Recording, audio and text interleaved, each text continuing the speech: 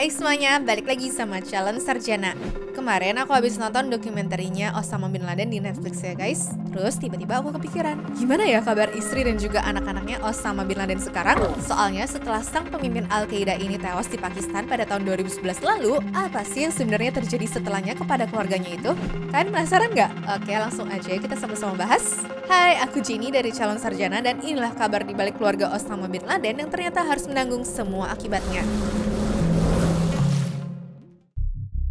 Kehidupan dan cinta pertama.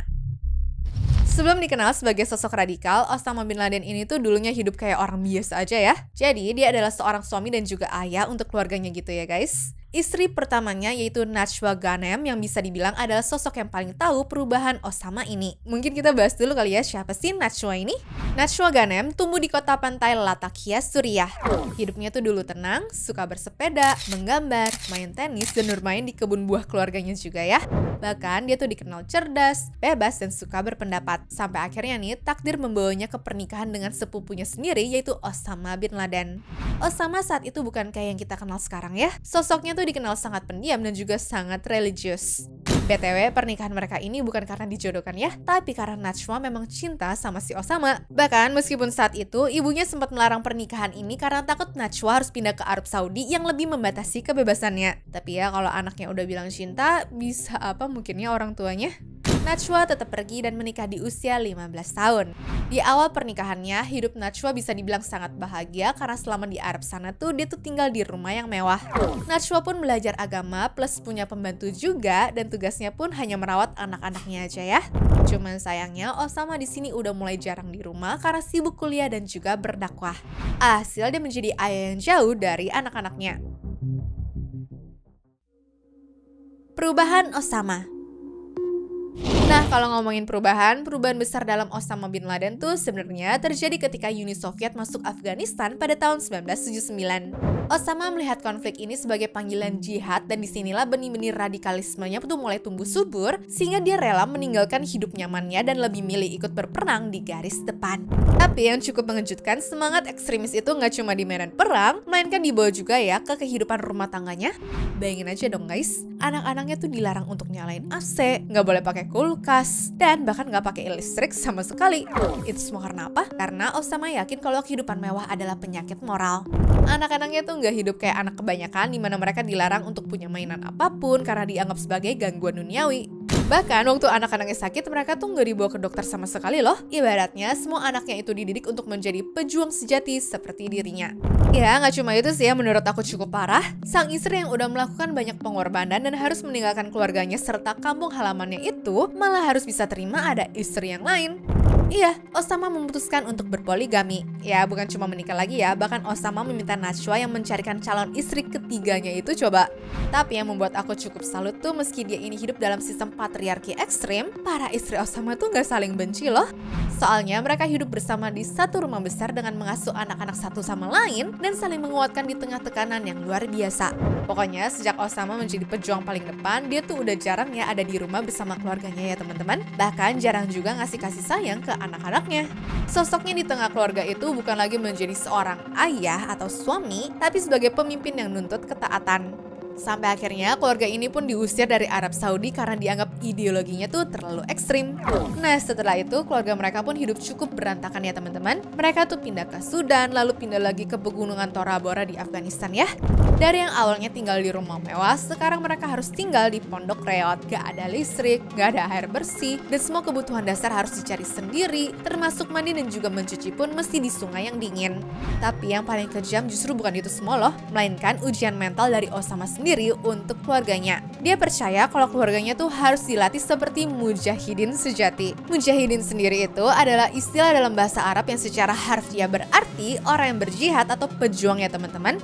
Makanya Osama tuh sering nyuruh-nyuruh istri dan anak-anaknya tidur di padang pasir dengan tanpa tenda, tanpa makanan, dan tanpa air sama sekali. Dia percaya kalau penderitaan itu bikin imannya kuat. Anak-anaknya pun gak sekolah formal dan malah dilatih jadi penerus ideologinya ya. Bahkan kabarnya karena ini, sebagian dari anak-anaknya itu ada yang milih untuk kabur dan cabut dari keluarganya. Berarti segila itu kan? Kematian Osama dan nasib keluarganya. Singkat cerita, yang seperti teman-teman pada tahu, di tanggal 2 Mei tahun 2011, Osama Bin Laden tewas dalam operasi militer Amerika di Abbottabad, Pakistan sana ya guys. Nah, tapi saat Osama tewas, yang tertangkap itu bukan hanya jasadnya, melainkan juga 3 istri dan beberapa anaknya yang tinggal bareng. Mereka yang masih bernyawa pun ditahan oleh pemerintah Pakistan karena tinggal di sana secara ilegal. Setelah 10 bulan, para istri dan anaknya ini kemudian dideportasi ke Arab Saudi dan juga Yaman, di mana beberapa di antaranya tuh tetap hidup di bawah pengawasan dan beberapanya pun memutuskan untuk menghilang dari publik. Dan mereka semua ini kehilangan hak istimewanya, kehilangan harta bendanya, dan bahkan nama mereka sendiri loh. Iya guys, Bin Laden tentu bukan nama yang reputasinya bagus dong. Sehingga banyak dari istri dan anak-anaknya yang mengganti identitas dan hidup sembunyi-sembunyi. Aku belum bilang ya berapa banyak anak Osama Bin Laden ini. Oke, kalau menurut perkiraan, dari pernikahan dan juga poligami yang dilakukannya itu, Osama ini punya sekitar 20 hingga 56 anak ya teman-teman. Nah, dia tuh punya anak sebanyak itu juga karena kepengen memperbanyak umat muslim di dunia sih katanya. Dimana alasannya itu sama persis ya seperti dia poligami sebelumnya. Nah, cuma kita nggak tahu sama sekali nih siapa aja nama anak-anaknya.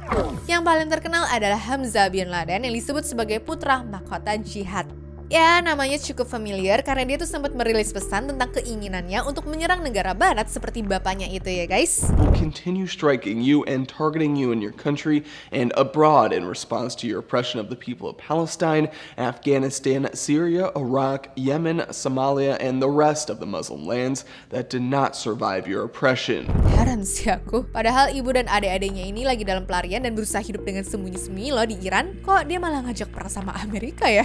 Nah, tapi selain Hamzah, ada juga Abdullah dan juga Khaled yang juga lebih milih untuk tetap terlibat dalam aktivitas Al-Qaeda. Tapi sisanya, kayaknya sih lebih milih untuk hidup normal dan jauh daripada sorotan publik aja ya guys. Capek mungkin mereka kalau harus ngabisin umurnya itu demi kejar-kejaran dan juga kabur-kaburan kali ya. Sampai akhirnya pada tahun 2015 muncullah sebuah berita yang sangat mengagetkan di mana ada kecelakaan jet pribadi di Inggris sana ya teman-teman. Dan kalian harus tahu nih ya, kalau di dalam jet tersebut ada 3 anggota keluarga Bin Laden yang meninggal. Gak kebayang kan gimana rasanya jadi anak-anaknya? Seumur hidup pasti dibayang-bayangin sama nama orang tuanya yang dianggap teroris itu. Susah banget pasti ya hidupnya guys. Anggapannya itu kan dosa orang tuanya. Tapi yang harus nanggung mungkin sampai anak-anaknya dan juga cucu-cucunya juga loh. Dan terakhir aku mau ngasih tahu juga nih ya, kalau rumah tempat Osama bersembunyi di Abbottabad itu kini sudah dihancurin dan jadi simbol memori yang kelam. Beginilah bentuknya sekarang kalau dilihat dari videonya Doug Barnard ya guys. Tapi coba deh aku tanya ke kalian, apa yang teman-teman lakuin kalau misalkan nih jadi anaknya Osama Bin Laden? Meskipun gak punya pemikiran ekstrim kayak bapaknya, pada saat orang tahu nama kalian ada Bin Ladennya, bakal langsung dipandang berbeda kan ya? Belum lagi banyak negara yang gak mau nerima mereka. Ya, aku harap dari video ini kita bisa ambil hal positifnya ya. Dan semoga teman-teman juga suka sama videonya. Segitu dulu ya guys untuk video hari ini. Sampai jumpa di video berikutnya. Bye! Anyways, cukup sampai di sini ya guys video hari ini. Sampai jumpa di video selanjutnya. Dah.